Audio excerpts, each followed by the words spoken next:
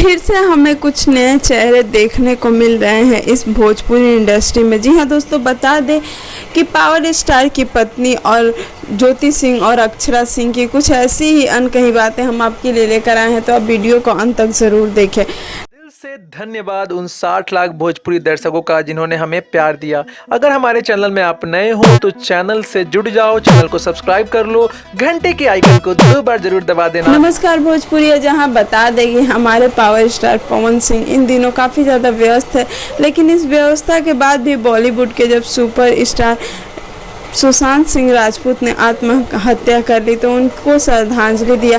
वहीं दूसरी तरफ अक्षरा सिंह तो पूरी भावुक हो गई। उन्होंने लाइव आकर यह कहा कि मुझे काफ़ी दुख है कि उनके साथ क्या क्या बीती है यह मुझे पता है, लेकिन हम आपको बता दें कि इन सब से परे पवन सिंह की पत्नी ज्योति सिंह, जो कि इस इंडस्ट्री से भी नहीं है, जो इस दुख को भी उतना करीब से नहीं महसूस कर सकती है जितना पवन और अक्षरा करते, फिर भी उन्होंने इस बात को पूरी तरह से अपने दिल पे ले लिया और एक पोस्ट किया जिसमें उन्होंने उनके आत्महत्या को लेकर काफ़ी मर्मीय बात कही। उन्होंने कहा कि आज पूरी तरह से दिल टूट गया है।